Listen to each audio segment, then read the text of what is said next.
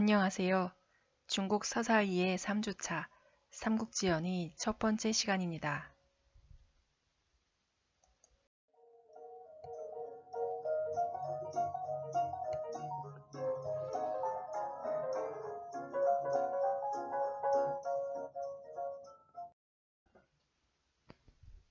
이번 시간에 생각해 볼 문제입니다. 이번 차시에서 배우는 삼국지연의 이야기 중에 가장 흥미롭게 느껴지는 사건과 인물에 대해 생각해 봅시다. 유비와 조조가 신하와 인재들을 대하는 태도와 관련하여 그들의 리더십에 대해 생각해 봅시다.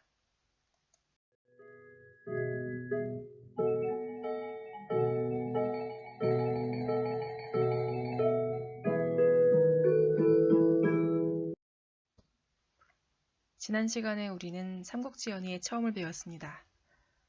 후한 말기에 황건적의 난이 일어나고 그 황건적을 토벌하기 위해서 수많은 영웅이 일어났죠. 유비, 관우, 장비, 조조, 송경과 같은 의병들이 있었는가 하면 동탁과 여포와 같은 불의한 무리들도 있었습니다. 동탁과 여포는 왕윤과 초서안의 미인계에 걸려서 동탁은 그만 죽음을 맞이하고 여포는 도망가고 말죠. 동탁이 달아난 후에 동탁의 부하들이 다시 조정에 들어와 한헌제를 옹유하고 권력을 전횡합니다. 한편 반동탁 연합군을 이끌었던 조조는 청주로 돌아가서 자신의 근거지에서 황건적을 토벌하면서 많은 민심을 얻게 되죠. 그리고 그 공로로 진동 장군에 임명되고 구연령을 내려서 순욱, 곽과와 같은 인재들을 영입합니다. 어느 정도 자리를 잡은 조조는 부친 조승을 모셔오기로 하였고 조승은 가족들과 함께 청주로 가면서 서주를 지나가게 되었죠. 서주 태수였던 도겸은 특별히 부하 장수를 시켜서 조승을 호위하게 하였는데 알고 보니 이 부하 장수인 장계라는 사람은 황건적 출신이었습니다. 장계는 조승일가의 재물을 보고 욕심을 내서 밤중에 조승일가를 덮쳐서 몰살하죠. 그리고 재물을 빼앗아 달아납니다. 이 소식을 들은 조조는 노발대발하죠. 도겸은 자신이 의도한 것이 아니었다고 항변하였지만 조조는 3만 명의 군사를 거느리고 서주로 진격하고 서주성을 함락해서 백성을 모두 죽이라고 명령을 내립니다.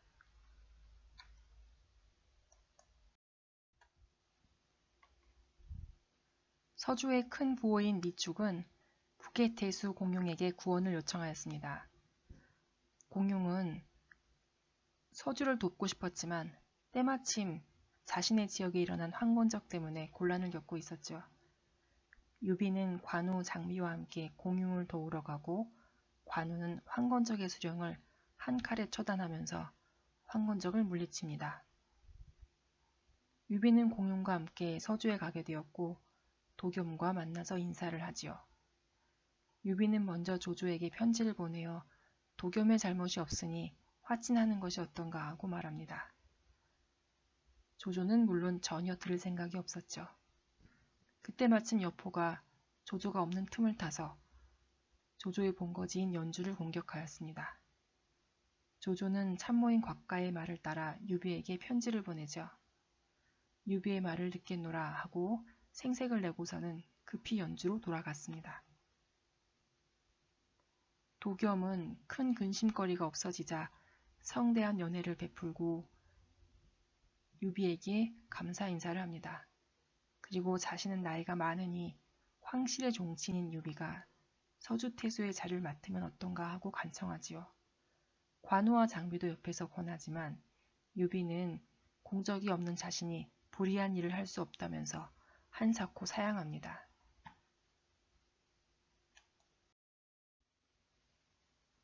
한편 조조는 자신의 영지로 쳐들어온 여포를 공격하기 위해서 복양으로 뛰어갑니다.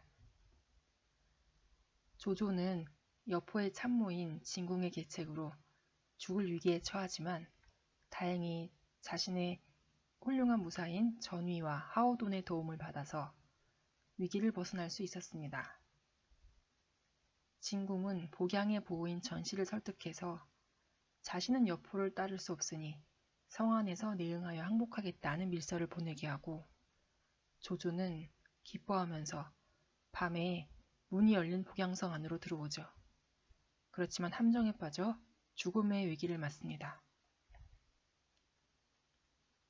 심지어 여포가 조조를 잘 알아보지 못하고 창끝으로 조조의 투구를 툭툭 치면서 조조가 어디로 갔는지 물어보죠. 조조는 얼굴을 가리고 반대쪽에 있는 사람을 알려주면서 누런말을 탄 저 사람입니다 라고 하고는 구사일생으로 위기를 벗어납니다. 이렇게 겨우 빠져나온 조조는 역으로 공격을 하죠. 조조가 화상을 입고 영체에서 죽었다는 소문을 퍼뜨린 것입니다. 여포는 그 말을 믿고 기뻐하면서 조조의 진영으로 막 쳐들어왔다가 역공을 받고 도망가게 되죠. 이후에 양측은 군량이 바닥나서 잠시 휴전을 지속하게 됩니다.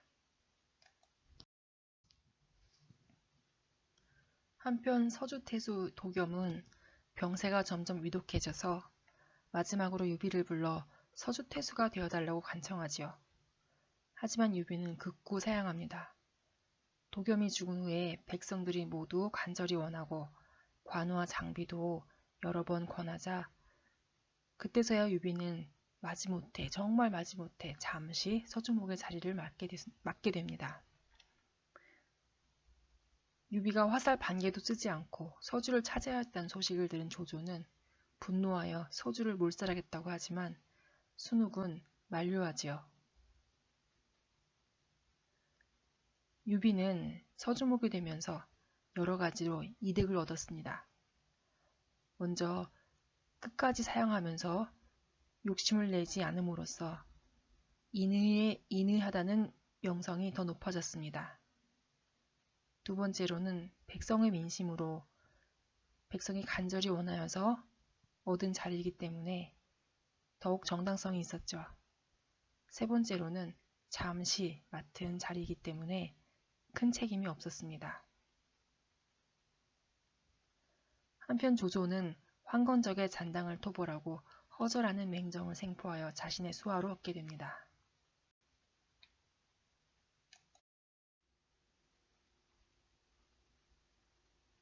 조조는 여포와의 싸움을 마무리 짓기 위해서 다시 연주로 향합니다. 맹장 허전은 여포의 부하인 설란의 목을 베고 연주를 수복합니다. 조조는 다시 복양성으로 가서 여포와 대치하게 되지요. 허저가 여포에게 승부를 걸어 칼싸움이 끝나지 않자 조조의 장수인 전이와 하우돈, 하우연까지 가세하면서 여포 1명과 조조의 장수 6명의 일대 전투신이 벌어집니다. 여포가 힘에 부쳐 퇴각해서 성으로 들어가려는데 복양의 전씨는 이번에는 정말로 조조와 내통하였습니다. 전씨가 해자의 다리를 들어올리자 여포는 성으로 들어갈 수가 없었죠. 조조는 여포를 무찌르고 이렇게 산동 일대를 평정하게 됩니다. 여포는 남은 군대를 끌고 서주의 유비를 찾아가죠. 유비는 여포를 환대하면서 소패라는 곳에 자리를 마련해서 쉬도록 합니다. 유비는 자신이 잠시 서주목의 자리를 맡고 있다고 여포에게 자리를 맡아주겠는가 라고 의중을 떠보죠. 여포는 내심 좋아하지만 관우와 장비가 매서운 기세로 노려봅니다. 여포가 유비를 아우라 부르며 친하게 보이자 장비가 호통을 치며 황실의 종친인 유비가 어떻게 아우가 되겠느냐라고 싸움을 걸어오죠. 여포는 그 기세에 눌려 할 수 없이 물러납니다.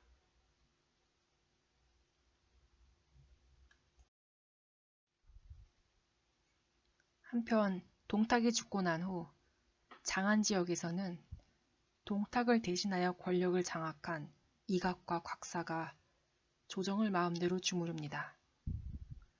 삼보라고 하는 것은 도읍을 가리킵니다.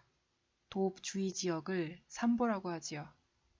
당시에 황제가 있던 장안 지역은 큰 가뭄이 들어서 백성들은 먹을 것이 없어 서로 잡아먹을 지경이었습니다. 한 헌제와 대신들이 곡식을 풀고 물건들을 하사하면서 구휼에 힘썼지만 이각과 곽사의 무리가 모두 가로채길 일수였지요. 한 헌제가 자신의 말을 팔아서 곡식을 사서 만든 죽도 이각이 나타나 자신이 배고프다며 가져갈 지경이었죠. 그러자 태위 양표는 이각과 곽사를 서로 이간질시킬 계획을 세웁니다. 양표는 자신의 아내를 곽사의 아내에게 보내어서 이각이 아름다운 비첩을 곽사에게 보내려 한다고 말했습니다. 질투가 심했던 곽사의 아내는 이각이 보내준 음식에서 독이 나왔다고 말하면서 이각이 보내준 것은 무엇도 받지 말라고 합니다.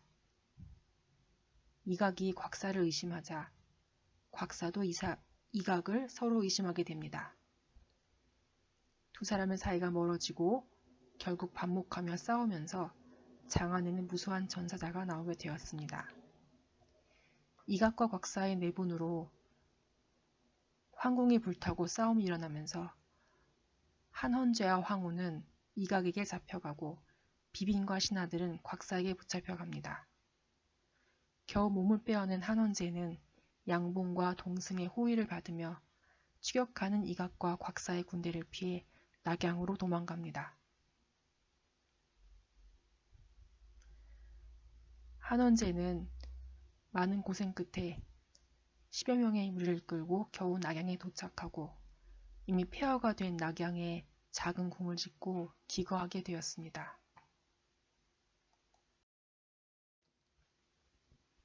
조조는 한 헌제가 험한 몰골로 낙양으로 들어왔다는 소식과 이각과 곽사의 군대가 낙양으로 쳐들어오고 있다는 소식을 듣습니다.